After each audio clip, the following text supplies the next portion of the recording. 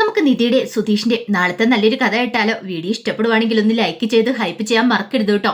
അങ്ങനെ നമ്മൾ കാണുന്ന ഒടുവില് സുനന്ദെ എടുത്തിട്ട് കുടയവാണ് ലളിതയും ഗംഗാധരനും കൂടെ ചേർന്നിട്ട്, എടി നീ എന്തിനാടി അങ്ങോട്ടേക്ക് എഴുന്നള്ളി പോയത്? നിനക്ക് അതിന്റെ ആവശ്യം എന്തായിരുന്നു? ആ വീട്ടുകാർക്ക് വേണ്ടി സപ്പോർട്ട് ചെയ്യാനായിട്ട് നീ പോയത് എന്തിനാ? അമ്മേ, വെറുതെ അനാവശ്യം പറയരുത്. സുഭാഷ് ചേട്ടൻ എനിക്കറിയരുതോ? ആ കുടുംബത്തിലുള്ളവർ ഒരിക്കലും അങ്ങനെ ചെയ്യില്ലെന്ന് എനിക്കറിയാം. പിന്നെ അവളുടെ ഒരു സുഭാഷ് ചേട്ടൻ നിന്നോട് പറഞ്ഞിട്ടില്ല അവിടേക്ക് പോയല്ലെന്ന്. എൻ്റെ അമ്മേ, സുഭാഷ് ചേട്ടൻ നന്നായിട്ടറിയാം എൻ്റെ കല്യാണം കഴിഞ്ഞാന്നൊക്കെ. അതുകൊണ്ട് ഞാൻ സുഭാഷ് ചേട്ടനെ വിളിച്ചാൽ പോലും സുഭാഷ് ചേട്ടൻ പോലും എടുക്കാറില്ല. നീ എന്തിനാടി സുഭാഷിനെ വിളിക്കുന്നേ? നിന്റെ കല്യാണം കഴിഞ്ഞല്ലേ? അമ്മ ഒരുമാതിരി വൃത്തിയായിട്ട് ഭാഷ സംസാരിക്കരുത്. അതെന്നേക്കാളും കൂടുതൽ നന്നായിട്ട് സുഭാഷ് ചേട്ടൻ അറിയാം. അമ്മ വേണ്ടാത്ത വ്യാഖ്യാനമൊന്നും അതിന് കൊടുക്കണ്ടെന്ന് പറഞ്ഞു. ഈ സമയം ഗംഗാധരൻ പറഞ്ഞു, മോളെ ഇതൊന്നും ശരിയാന്ന് തോന്നുന്നുണ്ടോ? അതെ, ഇത് ശരിയാകത്തുള്ളൂ അമ്മാവ. എന്താണെങ്കിലും ഞാൻ ചെയ്യുന്നത് ശരിയാന്ന് എനിക്ക് തോന്നുന്നുണ്ടെന്ന് പറഞ്ഞു. അപ്പോഴേക്കുമാണ് സുനന്ദയുടെ ഭർത്താവ് അങ്ങോട്ടേക്ക് വരുന്നത്, അഖിൽ അങ്ങോട്ടേക്ക് വരുന്നത്. സുനന്ദയുടെ ഭർത്താവ് വരുന്നത്. സുനന്ദയുടെ ഭർത്താവിനെ കണ്ടു കഴിഞ്ഞപ്പോഴത്തേനും പെട്ടെന്ന് തന്നെ വിഷയം മാറ്റുവാണ് ഗംഗാധരൻ ലളിതയൊക്കെ. അവൻ വന്നിട്ട് എന്താ ഇവിടെ ഒരു ഒച്ചപ്പാടും വേണോ? ഒന്നുമില്ല മോളെ, നീ ഒരു കാര്യം ചെയ്യേ, മോനെ വിളിച്ചോണ്ട് മുറിയിലേക്ക് പോ. അവൻ പുറത്തു പോയിട്ട് വന്നല്ലേ എന്നൊക്കെ പറഞ്ഞുകൊണ്ട് നൈസായിട്ട് വിഷയം മാറ്റി.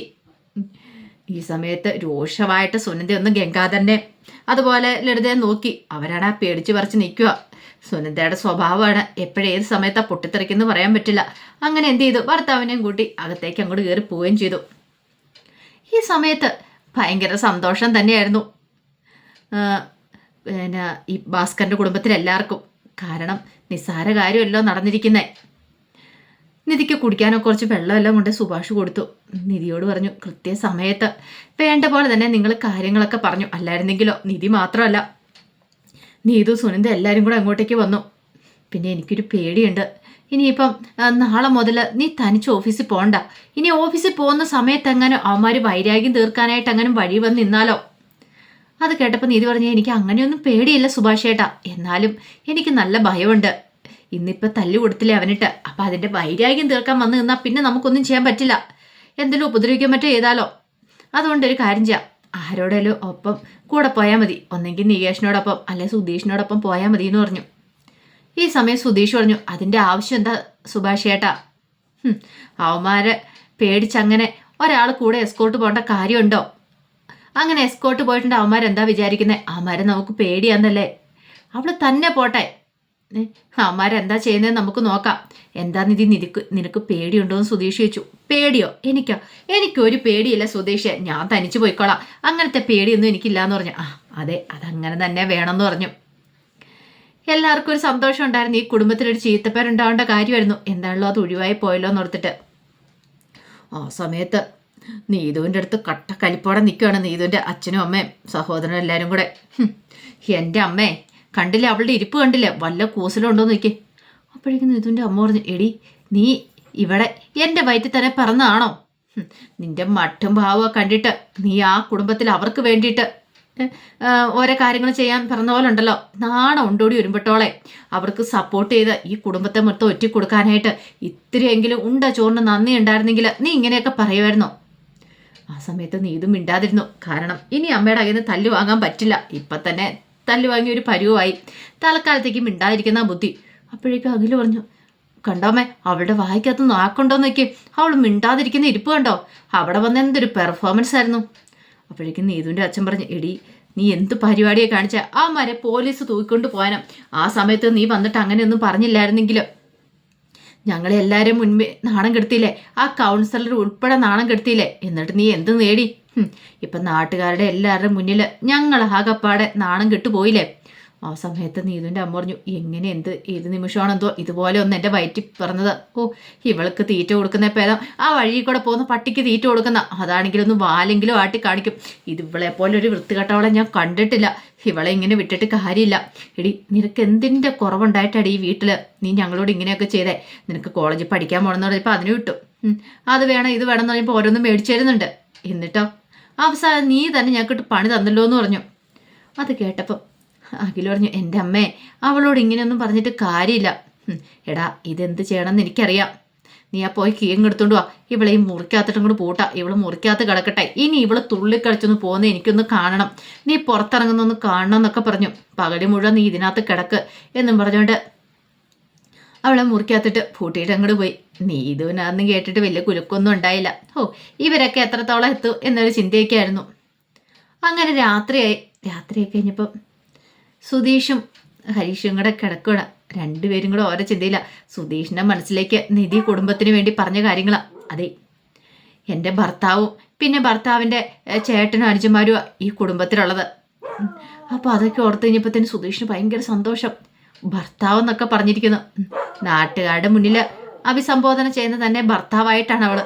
അപ്പം അതൊരു സന്തോഷമുള്ളൊരു കാര്യം തന്നെയാണല്ലോ. അതൊക്കെ ഓർത്ത് കഴിഞ്ഞപ്പോൾ സുധീഷിനൊന്ന് കുളിര് കോരി. അത് മാത്രമല്ല, ഈ സമയത്ത് ഹരീഷ് ഓർത്തുകൊണ്ടിരുന്നേ നീതു വന്നതും പറഞ്ഞു പോയ കാര്യങ്ങളൊക്കെയാ. തനിക്കൊരു ആപത്ത് വന്നു കഴിഞ്ഞപ്പോഴത്തേനും അവള് പാഞ്ഞു വന്നിരിക്കുന്നു, തനിക്ക് വേണ്ടി സംസാരിച്ചിരിക്കുന്നു. കൊള്ളാം, അവള് പൊളിയാ. ഇങ്ങനെ തന്നെ വേണം പെൺകുട്ടികളാണെങ്കിലും. ഹരീഷിന് സന്തോഷം സഹിക്കാൻ പറ്റിയില്ല. ഹരീഷ് ഭയങ്കര ചിരിയിരിക്കുകയാണ്. അപ്പോഴേക്കും സുധീഷ് ചോദിച്ചു, എന്താടാ? അല്ല, ഞാനേ എൻ്റെ പെണ്ണിനെ കുറിച്ച് ആലോചിച്ച നീതുവിനെ കുറിച്ച്. എന്ത്, അവള് സൂപ്പറല്ലേ? അപ്പോഴേക്കും സുധീഷ് പറഞ്ഞു, അത്ര വലിയ സൂപ്പറൊന്നും അല്ല, കൊള്ളാം അത്രമാത്രം. അതെ, സുധീഷ് എന്ന് തോന്നുക, പക്ഷെ അവൾ സൂപ്പറാ. അതുകൊണ്ടാണല്ലോ കൃത്യസമയത്ത് തന്നെ വന്ന് നമ്മുടെ കുടുംബത്തെ രക്ഷിച്ചത്. അത് കേട്ടപ്പം സുധീഷ് പറഞ്ഞു, അതൊക്കെ ശരി തന്നെയാ, എനിക്കൊരു പേടി ഉണ്ടായിരുന്നു, പക്ഷെ കൃത്യസമയത്ത് തന്നെ അവൾ വന്നു, എനിക്കങ്ങ് സന്തോഷം സഹിക്കാൻ പറ്റുന്നില്ലെന്നും പറഞ്ഞുകൊണ്ട് സുധീഷിനെ കെട്ടിപ്പിടിച്ചൊരു ഉമ്മയൊക്കെ കൂടെ കൊടുക്കുകയാണ്. സുധീഷ് ചോദിച്ചു, നിനക്കിത് എന്ത് പറ്റിയടാ? അതെ, ഈ കുടുംബത്തിലേക്ക് വരേണ്ട പെണ്ണ് തന്നെ അവളെന്ന് അവൾ തെളിയിച്ചു കഴിഞ്ഞു, കണ്ടില്ലേന്ന് ചോദിച്ചു. അപ്പോഴേക്കും സുധീഷ് പറഞ്ഞു, അത് പിന്നെ നിനക്ക് ഞാൻ അതുപോലത്തെ ട്രെയിനിങ് ഒക്കെ അല്ലേ തരുന്നേ എന്ന് ചോദിച്ചു. സുധീഷാണ് എനിക്ക് ട്രെയിനിങ് ആയിരുന്നോ? സ്വന്തം ജീവിതം നന്നാക്കാൻ ആദ്യം പഠിക്ക്. ഇതുവരെയായിട്ട് ശരിക്കൊന്ന് പ്രേമിക്കാൻ പോലും അറിയത്തില്ല, പ്രണയിച്ചൊരു പെണ്ണിനെ വീഴിക്കാൻ പഠിച്ചിട്ടില്ല, സ്വന്തം ഭാര്യനെ പോലും വീഴിക്കാൻ പഠിച്ചിട്ടില്ല, എന്നിട്ടാണ് എനിക്ക് ട്രെയിനിങ് ആയിരുന്നു, ഒന്ന് പോടെന്ന് പറഞ്ഞു. അത് കേട്ടപ്പോൾ സുധീഷിന് അയ്യടാന്നായിപ്പോയി. ഹരീഷ് നീതുവിനെ കുറിച്ചുള്ള ചിന്തകളിൽ ഇങ്ങനെ കിടക്കുകയാണ്. എപ്പോഴേക്കും ആ കാര്യം ഓർത്തെ, ഇനിയിപ്പം നീതുവിനോടോ വലിയ പ്രശ്നം ഉണ്ടാവുമോ? അപ്പോഴേക്കും സുധീഷ് ചോദിച്ചു, എടാ നീ ഇത്ര സന്തോഷിക്കുന്നുണ്ട്, അവൾ നമുക്ക് വേണ്ടിയിട്ട് ഇവിടെ വന്ന് സംസാരിച്ചിട്ട് പോയി, പക്ഷെ ഒരു കാര്യമുണ്ട്, അവളുടെ വീട്ടിൽ ചെന്ന് കഴിയുമ്പോൾ അവൾക്ക് എന്താ ഏതാ നിനക്ക് വല്ല ബോധം ഉണ്ടോയെന്ന് ചോദിച്ചു. ഹരീഷ് പറഞ്ഞു, അയ്യോ ഇനിയിപ്പോൾ എന്ത് ചെയ്യും സുധീഷ് ചേട്ടാ? മിക്കവാറും അവളെ എടുത്തിട്ട് പൊങ്കാലയിടും അവളുടെ വീട്ടുകാരെന്ന് പറഞ്ഞു. അതോടെ കേട്ട് കഴിഞ്ഞപ്പോഴത്തേനും ഹരീഷിന് ആകെപ്പാടെ ടെൻഷനായിപ്പോയി. അപ്പോഴാണ് ഹരീഷിൻ്റെ ഫോൺ ബെല്ലടിക്കുന്നത്. നോക്കിയപ്പോൾ ഒരു പരിചയമില്ലാത്ത നമ്പരാ. ഹരീഷ് കോൾ എടുത്തു. അങ്ങേ തലയ്ക്ക് നീതു വരുന്നു. നീതു, ഇത് ഏത് നമ്പരാ? അതേത് അച്ഛൻ്റെ നമ്പരാന്ന് പറഞ്ഞു. അച്ഛൻ്റെ നമ്പറിൽ നിന്നാണ് വിളിക്കുന്നത്, എൻ്റെ ഫോണൊന്നും എനിക്ക് ഞാൻ തന്നിട്ടില്ല, അപ്പോൾ അച്ഛൻ്റെ നമ്പറിൽ നിന്ന് അച്ഛൻ്റെ ഫോണിൽ ഞാൻ കട്ട് വിളിക്കുന്ന. എനിക്കാണെങ്കിൽ അവിടെ നിന്ന് പോകുന്നതിന് ശേഷം ഭയങ്കര ടെൻഷനായിരുന്നു ഹരീഷേൻ്റെ കാര്യം ഓർത്തിട്ട്, അതാ ഇപ്പം ഞാൻ വിളിച്ചതെന്ന് പറഞ്ഞു. ഇത് കേട്ടപ്പോൾ ഹരീഷ് പറഞ്ഞു, അതെ എനിക്ക് നല്ല ടെൻഷൻ ഉണ്ടായിരുന്നു, എനിക്കറിയാം, എനിക്കിവിടെ വന്ന് എന്തെങ്കിലും സംഭവിക്കുന്നൊരു പേടിയില്ലായിരുന്നോ? അതൊക്കെ ഓർത്ത് ഹരീഷേൻ്റെ രാത്രി ഉറങ്ങാൻ പറ്റില്ലെന്നറിയാം, എനിക്ക് കുഴപ്പമൊന്നുമില്ല, അത് പറയാനാ ഞാൻ വിളിച്ചതെന്ന് പറഞ്ഞു. ഹരീഷ് പറഞ്ഞു, എനിക്ക് നല്ല ടെൻഷനായിരുന്നു, ഇപ്പം നീ വിളിച്ചില്ലായിരുന്നെങ്കിൽ വല്ലാത്തൊരു ബുദ്ധിമുട്ടായിരുന്നു, എങ്കിൽ ശരി ഞാൻ വെക്കുവാന്ന് പറഞ്ഞിട്ട് പെട്ടെന്ന് നീ ഇത് വെച്ചു. ഹരീഷിന് എന്തെന്നില്ലാത്ത സന്തോഷമായിരുന്നു. അങ്ങനെ കുറേ സമയം കഴിഞ്ഞപ്പോഴത്തേനും നികേഷും സുഭാഷും കൂടെ വന്നു കിടക്കാനായിട്ട്. എല്ലാവരും കൂടെ കിടന്ന് ഉറങ്ങുമോ, പക്ഷെ സുഭാഷിന് മാത്രം ഉറങ്ങാൻ പറ്റിയില്ല. സുഭാഷിൻ്റെ മനസ്സിലേക്ക് നിധി പറഞ്ഞ കാര്യങ്ങളായിരുന്നു. അവൻ പറഞ്ഞ വൃത്തിയായിട്ട വാക്കുകൾ, അഖിൽ പറഞ്ഞ വൃത്തിയായിട്ട വാക്കുകൾ. 3-4 ആണുങ്ങളുടെ വീട്ടിൽ ആരാ നിന്നെ വെച്ചോണ്ടിരിക്കണമെന്നൊക്കെ ചോദിച്ചു, അങ്ങനെയൊക്കെ പറഞ്ഞെന്നൊക്കെ പറഞ്ഞ് നിധി എത്രമാത്രം വേദനിച്ചിട്ടുണ്ടായിരിക്കും എന്ന് ഓർത്തിട്ട് സങ്കടം സഹിക്കാൻ പറ്റിയില്ല. ഒടുവിൽ സുഭാഷ് ഒരു തീരുമാനം എടുത്തു. എന്നിട്ട് ഹരീഷിനെയും നികേഷിനെയും വിളിക്കുകയാണ്. എന്താ സുഭാഷ് ചേട്ടാ, ഒന്ന് ഉറങ്ങി വന്നോണ്ടായിരുന്നുള്ളൂ. എടാ പതുക്കെ, സുധീഷ് കേൾക്കണ്ടെന്ന് പറഞ്ഞു. കാര്യം എന്താ? എനിക്ക് നിങ്ങളോട് കുറച്ച് സംസാരിക്കാനുണ്ട്. രാവിലെ പറഞ്ഞാൽ പോരെ? ഇപ്പം തന്നെ പറയണം. കാര്യം എന്ന് വെച്ചാൽ പറ. അത് പിന്നെ നമുക്കൊരു കാര്യം ചെയ്താലോ, ഇവിടുന്ന് താമസം മാറ്റിയാലോ? താമസം മാറ്റാനോ? നമ്മളെന്തിനാ താമസം മാറ്റുന്നത്? ഇത് നമ്മുടെ സ്വന്തം വീടല്ലേ? അതല്ല പിന്നെയോ, നമ്മൾ മാത്രം, നിധിയും സുധീഷും ഇവിടെ കഴിയട്ടെ. പിന്നെ നമ്മളെങ്ങോട്ട് പോകാനായിട്ടാ? നമുക്ക് എവിടെയെങ്കിലും വേറെ വാടക വീടെടുത്ത് മാറാമെന്ന് പറഞ്ഞു. അത് കേട്ട് കഴിഞ്ഞപ്പോഴത്തേനും നികേഷിനൊക്കെ ഭയങ്കര ടെൻഷൻ. നികേഷ് പറഞ്ഞു, സുഭാഷാണ് എന്താ പറയണത്? അതെ, ഞാൻ നോക്കിയിട്ട് വേറെ മാർഗമൊന്നും കാണുന്നില്ല. ഇവിടുന്ന് മാറുന്നത് നല്ലതെന്ന് എനിക്ക് തോന്നും. നിധിയും സുധീഷും തമ്മിൽ നല്ലൊരു ജീവിതം ഉണ്ടാവാനായിട്ട്. അല്ലെങ്കിൽ നാട്ടുകാർ ഓരോന്നൊക്കെ വെറുതെ പറയും, വെറുതെ എന്തിനാ എന്ന് ചോദിച്ചു.